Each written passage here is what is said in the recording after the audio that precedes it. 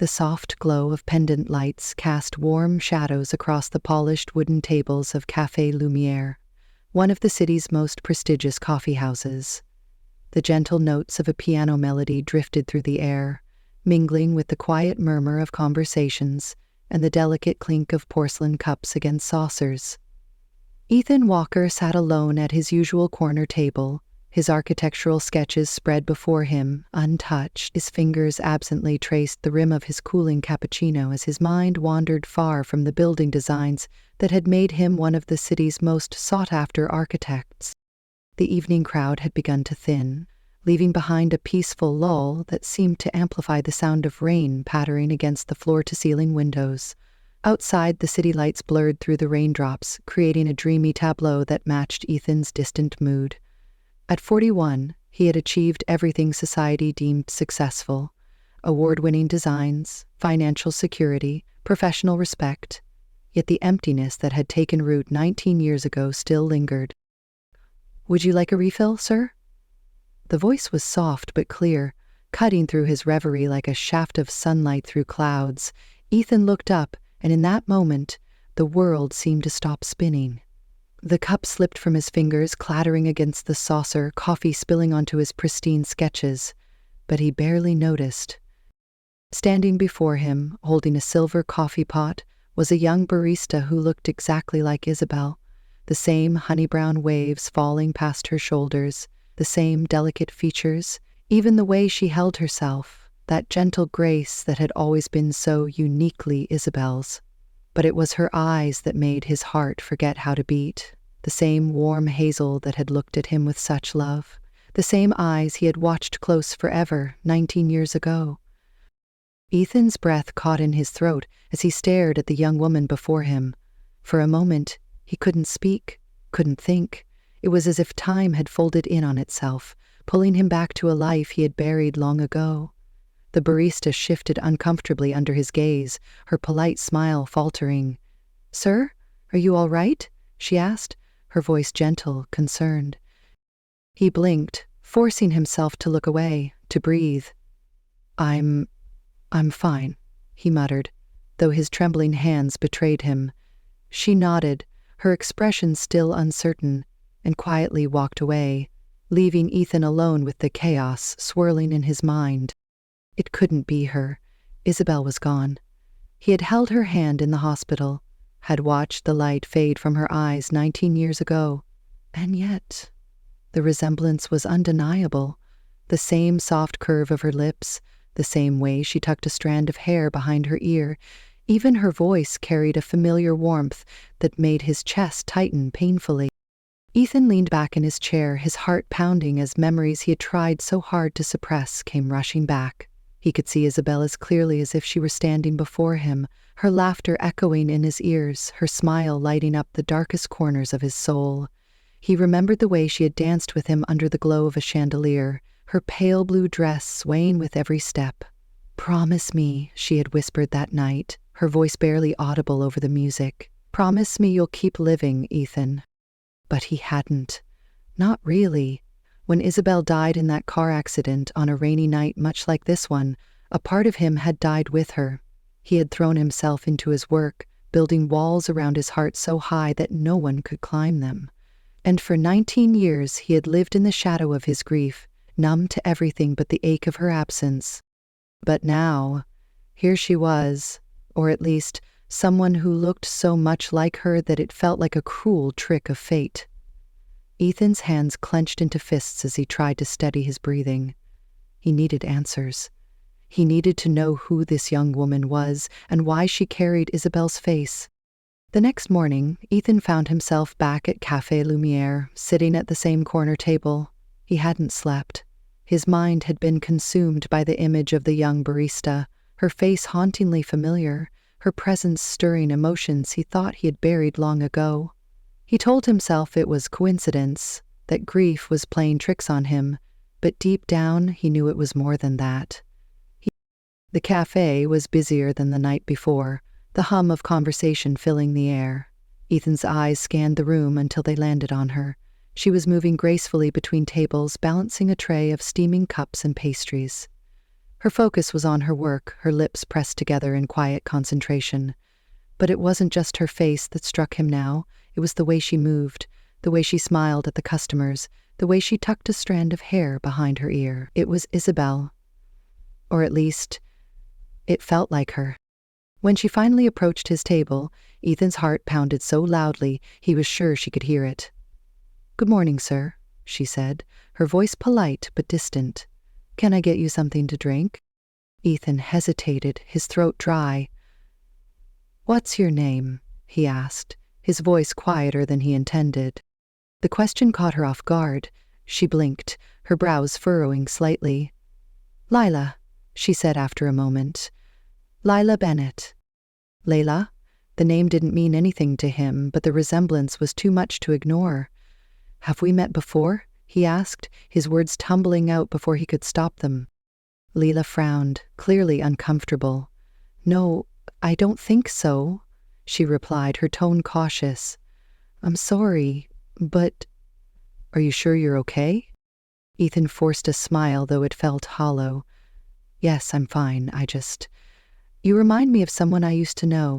Her expression softened slightly, but she still seemed uneasy. "I see," she said, shifting her weight from one foot to the other. "Well, let me know if you need anything else." Before he could say another word, she turned and walked away, disappearing into the kitchen. Ethan sat back in his chair, his hands trembling. He had his answer, or at least part of it. She wasn't Isabel. But the question that now consumed him was even more unsettling. Who was she? Ethan couldn't let it go. The resemblance between Lila and Isabel was too uncanny, too precise to be a mere coincidence. That night, as he sat in his dimly lit apartment, surrounded by blueprints and sketches he had no energy to work on, his mind raced with questions. Who was Lila Bennett? Why did she look so much like Isabel? And why had fate brought her into his life now, after all these years? Unable to shake the feeling that there was more to this than chance, Ethan made a decision. He reached out to an old friend, Marcus, a private investigator he had worked with on a few high-profile projects. Marcus was skeptical at first. "You're telling me you want me to investigate a barista because she looks like your late wife?" he asked, his voice laced with doubt. "It's not just that," Ethan insisted. "There's something, I don't know, something I can't explain. I just need to know who she is." Marcus sighed, but agreed to take the case. "All right, I'll see what I can find. But don't get your hopes up, Ethan. Sometimes a resemblance is just a resemblance." The days that followed were a blur. Ethan returned to the cafe every morning, watching Leela from a distance, trying to piece together the puzzle on his own. He noticed the way she interacted with customers, her kindness, her quiet strength. She reminded him so much of Isabel, not just in appearance but in spirit. It was both comforting and deeply unsettling. A week later, Marcus called. "I've got something," he said. Lila Bennett was adopted as a baby. No records of her biological parents. She grew up in foster care until she was 5, then was adopted by a couple in the suburbs. They passed away a few years ago, and now she's raising her younger brother, Noah. Ethan's heart sank. Adopted. No biological parents on record. The timeline didn't make sense. Lila was born 3 months after Isabel's death. But the idea that she might somehow be connected to Isabel lingered in his mind, refusing to let go. "Do you have anything else?" Ethan asked, his voice tight. "Not yet," Marcus replied. "But I'll keep digging. Just be careful, Ethan. Don't let this consume you." But it already had. Ethan couldn't stop thinking about Lila, about the possibility that she might be connected to Isabel in some way. He began to notice little details, the way she laughed, the way she tilted her head when she was deep in thought. It was as if Isabel's essence had been reborn in this young woman, and it both terrified and fascinated him. One evening, as the rain poured outside his apartment, Ethan sat at his desk, staring at an old photograph of Isabel. Her smile was radiant, her eyes full of life. He traced the edges of the photo with his finger, his chest tightening with grief. "What are you trying to tell me, Isabel?" he whispered. "Why does she look like you?" The next morning, Ethan returned to the cafe, determined to speak to Lila again. This time he wouldn't let her brush him off. He needed answers, no matter how uncomfortable the conversation might be. As she approached his table, her tray balanced effortlessly in her hands, he took a deep breath. "Lila," he said, his voice steady but firm. "Can we talk? I mean, really talk?" She hesitated, her brow furrowing. "How about you?" he said, his eyes searching hers. "And about why you look so much like someone I used to know." Lila's expression shifted, a mix of confusion and unease. "I don't understand," she said slowly. "What are you talking about?" Ethan leaned forward, his voice dropping to a near whisper. "I know you were adopted. I know you don't know your biological parents. But I think there's a connection between us, and I need to figure out what it is." Lila's face hardened. "I'm not some mystery for you to solve," she said, her tone sharp. "I don't know who you think I am, but I'm not her. I'm not your wife." Her words hit him like a punch to the gut. Before he could respond, she turned and walked away, leaving him sitting there, stunned and alone. Would you like me to continue with Part 5, Confrontation and Conflict? Ethan sat frozen at the table, Lila's words echoing in his mind. "I'm not your wife." The sharpness in her tone, the hurt in her eyes. It was a wake-up call he hadn't expected. He had crossed a line and he knew it. But even as guilt gnawed at him, the questions in his mind refused to quiet. Who was she? Why did she look so much like Isabel? And why did it feel like fate had brought her into his life? The next day, Ethan returned to the cafe, unsure of what he would say but determined to apologize. He waited until the morning rush had passed, watching as Lila moved between tables, her expression guarded. When she finally approached his table, her voice was cold. "What can I get you?" "Lila," Ethan began, his voice soft. "I'm sorry. I didn't mean to upset you yesterday." She crossed her arms, her tray balanced against her hip. "You didn't just upset me," she said, her tone clipped. "You made me feel like I'm some kind of project for you. I don't know what you're looking for, but I'm not it." Ethan nodded, swallowing the lump in his throat. "I know. I was out of line. It's just, you remind me of someone I lost a long time ago. Someone I loved very much." Lila's expression softened slightly, but her guard didn't drop. "I'm sorry for your loss," she said, her voice quieter now. "But that doesn't give you the right to dig into my life. You don't know me." "You're right," Ethan admitted. "I don't. But when I look at you, it's like seeing a ghost. And I can't explain it, but I feel like there's a reason for it. Like we're connected somehow." Lila shook her head, her frustration bubbling to the surface. "You don't get it, do you? My whole life I've been trying to figure out who I am. I was adopted, raised by people who loved me but couldn't answer the questions I've always had about where I came from. And now you show up, acting like you have all the answers, but you don't. You're just another person trying to make me into something I'm not." Her words hit Ethan harder than he expected. He had been so consumed by his own grief, his own need for answers, that he hadn't stopped to consider how his actions might affect her.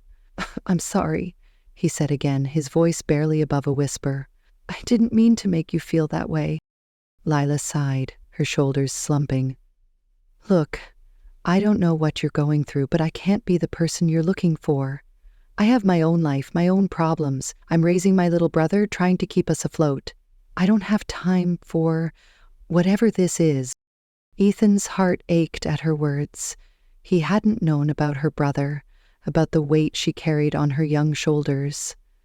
"I didn't know," he said softly. "About your brother, about everything you're dealing with." "Of course you didn't," Lila replied, her tone sharp again.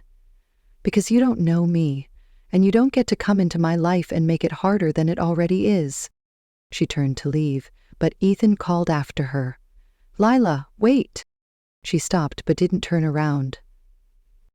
"I don't know what I'm looking for. he admitted. "But I know I don't want to hurt you. I just want to understand." Lila hesitated for a moment before shaking her head. "Maybe you should start by understanding yourself first," she said, her voice quiet but firm. Then she walked away, leaving Ethan alone with his thoughts. As he sat there, staring at the empty chair across from him, Ethan realized she was right. He had been so focused on finding answers, on chasing the past, that he hadn't stopped to confront his own grief. Isabel's death had left a hole in his heart, one he had tried to fill with work, with distractions, and now with Lila. But it wasn't fair to her or to himself. For the first time in years, Ethan allowed himself to feel the full weight of his loss. And in that moment, he knew he had to let go of the past if he ever wanted to move forward. That night, Ethan sat alone in his apartment, the rain tapping softly against the windows. The city lights outside blurred into streaks of gold and white, but he barely noticed. On the desk in front of him lay a small, weathered box. He hadn't opened it in years. His hands trembled as he lifted the lid, revealing a collection of memories, photographs, letters, and a delicate silver bracelet that had once belonged to Isabel. At the very bottom of the box was a letter, one he had read only once before. Isabel had written it a few months before her death, a letter meant for him to find after she was gone. He unfolded the paper carefully, the familiar curve of handwriting bringing a lump to his throat. "Ethan, if you're reading this, it means I'm no longer with you. I know you, and I know how hard it will be for you to let go, but you have to. Life is still out there waiting for you. You have so much to give, so much to share. Don't let my absence keep you from living. Promise me you'll find a way to move forward, and when you do, I'll be with you." Tears blurred the words as Ethan folded the letter and placed it back in the box. Isabel had been right. He had spent nearly 2 decades trapped in the past, unable to let go of the life they had shared. But now, for the first time, he felt a glimmer of clarity. He couldn't keep chasing ghosts. Lila wasn't Isabel, and she never would be. But maybe, just maybe, he could honor Isabel's memory by helping Lila in a way that didn't burden her. Quietly, anonymously. With a deep breath, Ethan made a decision. It was time to let go. Weeks passed, and Ethan began to channel his energy into something new. Inspired by Lila's resilience and the struggle she had shared, he decided to organize a charity gala. The event would raise funds to support young women like Lila, those who faced challenges but persevered with strength and determination. It was a way to honor not only Lila, but also Isabel, who had always believed in helping others.